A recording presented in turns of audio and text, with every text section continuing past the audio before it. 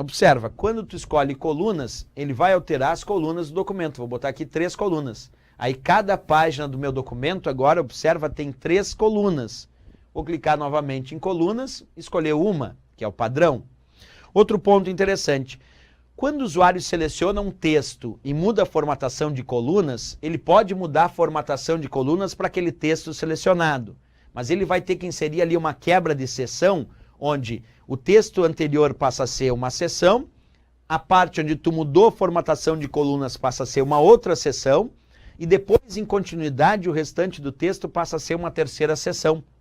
Porque as seções dentro do documento do Word permitem criar diferentes configurações de página. Então, se eu selecionar, e é o que eu vou fazer agora, esses dois parágrafos, vamos pegar esse parágrafo só aqui, ó, tá? Desta página, e mudar para 3 colunas, percebe que só esse parágrafo ficou aqui formatado para 3 colunas. O parágrafo anterior ficou em uma coluna e os parágrafos posteriores também em uma coluna. Como ele só modificou a formatação de colunas para o texto que eu havia selecionado, isso quer dizer que ali ele criou uma quebra de seção. Esse texto em uma coluna é a seção 1, onde tem 3 colunas já é a seção 2, e onde voltou a constar uma coluna passa a ser a seção 3. Porque quando seleciona algum texto e muda a formatação das colunas com o texto selecionado, ele automaticamente insere quebras de seção no documento. Porque as seções de um documento permitem configurações de páginas diferentes nesse mesmo documento, por isso ele acabou realizando esta operação que a gente acabou de descrever, certo? Vou voltar como estava antes ali, observa comigo, só em uma coluna, tá? Depois nós podemos também, se quisermos, inserir quebras. Tem algumas provas que indicam quais são os tipos de quebras que existem no Word. E aqui eu estou mostrando para ti todos esses tipos de quebra que eu separo em 2 grupos. Temos as quebras de página, coluna e quebra automática de texto, e temos as quebras de seção, próxima página, contínuo, página par e página ímpar. Se eu pegar aqui a ideia das quebras de página, bota o ponto de inserção na próxima página, por isso que é chamado quebra de página. Coloca o ponto de inserção na próxima página, mas na mesma seção. Se eu escolher quebra de coluna, é o ponto de inserção na próxima coluna, quebra de coluna, ponto de inserção na próxima coluna, mas dentro da mesma seção. E a quebra automática de texto é o ponto de inserção na próxima linha, no mesmo parágrafo.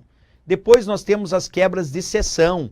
Se tu escolher alguma quebra de seção, seja a próxima página, que é o ponto de inserção na próxima página, inserindo uma nova seção. Quebra de seção contínuo, onde tu vai inserir uma seção na mesma página. Quebra de seção página par, a nova seção será a partir da próxima página par. E a quebra de seção página ímpar, a nova seção a partir da próxima página ímpar. Se o usuário escolher qualquer tipo de quebra de seção, é porque ele quer criar uma diferente configuração de página.